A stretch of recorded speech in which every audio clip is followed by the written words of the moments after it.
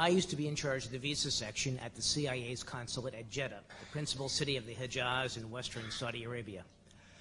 There, for a year and a half, I issued visas to terrorists recruited by the CIA and its asset, Osama bin Laden. At the time, I thought it was basically visa fraud. Somebody was paying $2,500 bribes to State Department officials.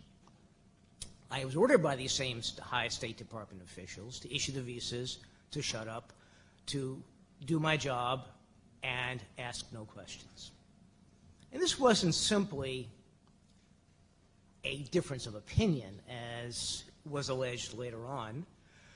It wasn't one of these things where they wanted to visit their father in America, there was a question of where they worked, that sort of thing. It was basically two Pakistanis came to me one day and said, we want to go to a trade show in America.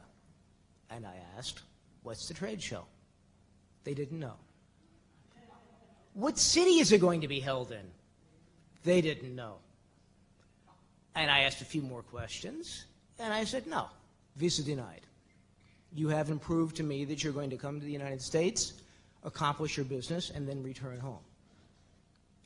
Well, a few minutes later, I had a phone call from a CIA case officer assigned to the commercial section.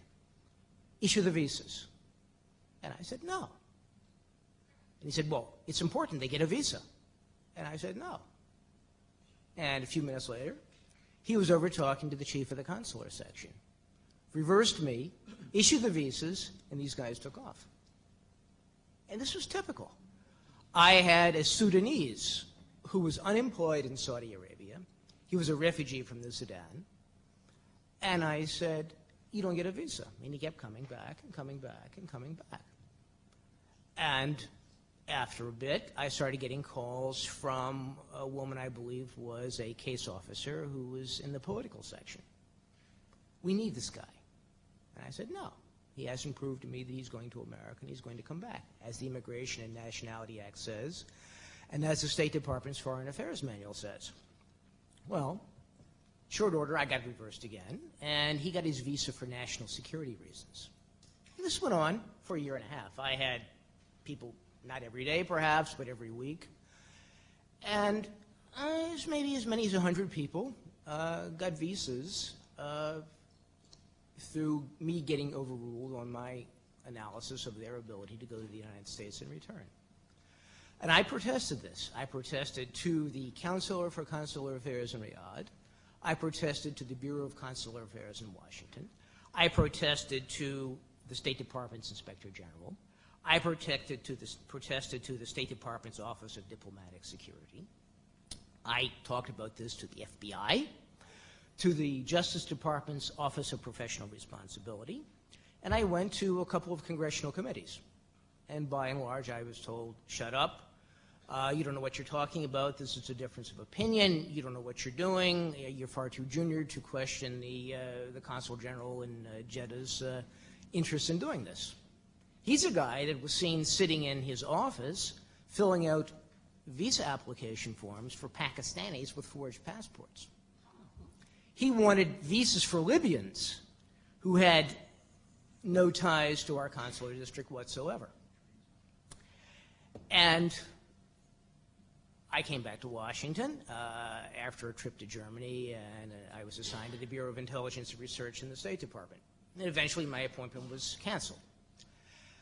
After this, and after I tried mightily for several years to find out what had happened to me, and the Freedom of Information Act requests were being stonewalled on the basis of national security, I ran across the journalist Joe Trento, and about the same time, I ran across two people, one of whom was a government official, and another one was a person attached to a local university here in Washington.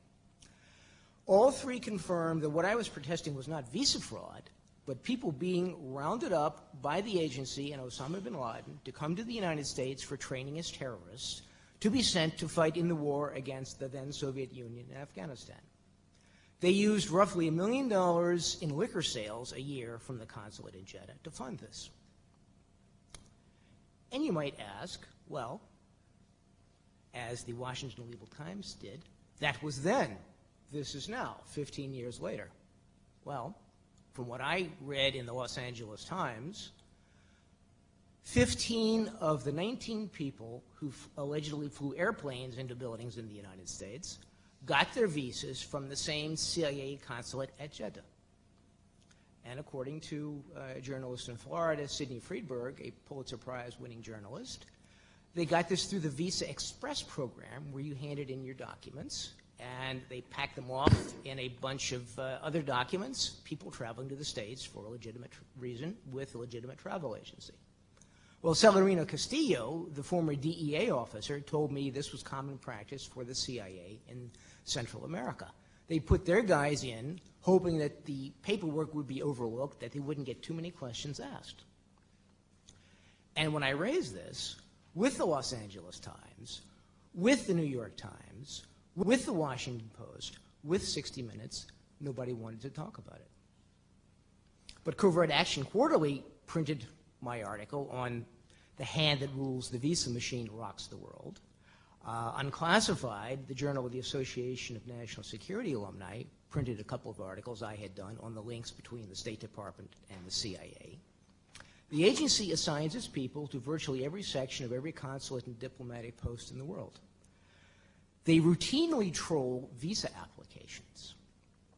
They look to see who's coming to America, either to recruit them or to find out how they can get next to them and get some information from them, or to steer them for their own purposes.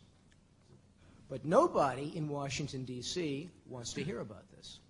Nobody in Washington, D.C. wants to hear about the CIA and its assigning case officers to the consular section. There was a guy in with me who would say, when there was a line of people in front of us, "Mike, let me take this guy in line. He's one of my people." So I really think the organization Unanswered Questions has a lot of questions to ask, and it deserves answers to them from the government.